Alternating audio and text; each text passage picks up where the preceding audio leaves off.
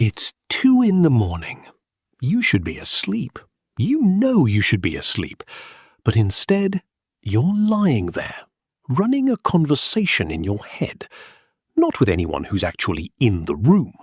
Just you, alone, having the most perfect argument you've ever had with someone who can't hear a single word of it. And the thing is, you're winning. Your comebacks are sharp, your points land exactly right, and somewhere in the back of your mind you're thinking, why couldn't I have said that in the actual moment? Sound familiar? Of course it does, because almost every human being on the planet does this. And today, I want to tell you exactly why. Because the answer is not what you think. Not even close. Most people assume this is a sign that something's wrong with them, that they're anxious, or they overthink, or they just can't let things go. But neuroscience and psychology have been quietly studying this exact phenomenon for decades. And what they found? It's actually kind of beautiful. Your brain isn't malfunctioning. It's doing exactly what it was built to do. But to understand what's really happening inside your head, I need to take you back to 1984, to a small university office in Pennsylvania, where one psychologist stared at a puzzle that nobody could explain. Her name was Susan Nolen-Hoeksema, and she'd been studying something she called rumination. Not the literal kind, not cows chewing grass, but the way human beings mentally chew on their problems, over and over again. She'd noticed something strange. After painful life events, a breakup, a falling out with a friend, a conversation that went completely off the rails, some people bounced back quickly. They processed it, took their lesson, and moved on. But others got stuck. They'd replay the same moments on a loop, the same words, the same regrets, the same imaginary arguments they never got to finish.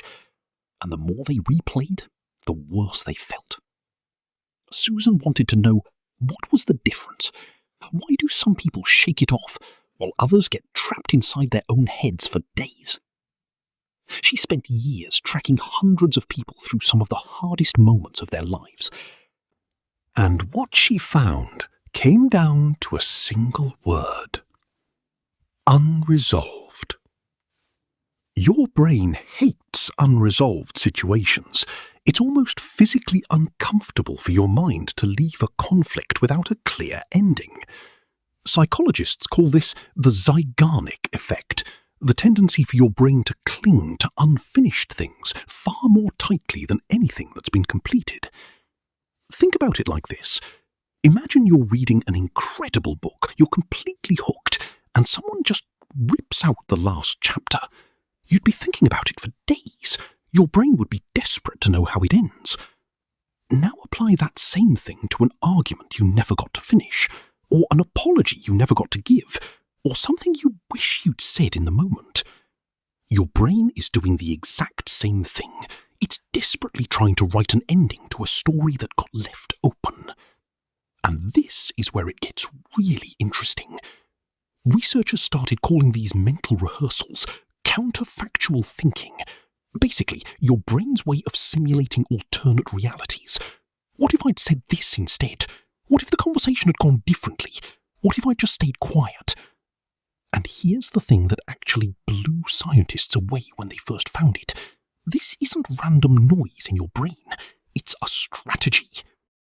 A psychologist named Daniel Kahneman, you might know him from his book Thinking, Fast and Slow, found that counterfactual thinking is deeply connected to how humans learn and prepare. When you imagine an alternate version of a conversation, your brain is essentially running a simulation. It's figuring out what went wrong so that next time you're ready. In other words, that 2 a.m. argument you're winning in your head, your brain isn't torturing you, it's training you. The problem, and this is where Susan's research hit really hard, is when the training never stops. When instead of preparing for the future, your brain gets completely stuck in the past, replaying the same scene in the same loop with no new insight, no new ending. That's when healthy reflection tips over into something psychologists call rumination. And decades of research have shown it's one of the strongest predictors of anxiety and depression we've ever found. So, how do you actually break the loop? Stick with me, because this next part is the part that actually changes things. I'm going to show you a technique developed by a psychologist at the University of Michigan, and it's almost uncomfortably simple.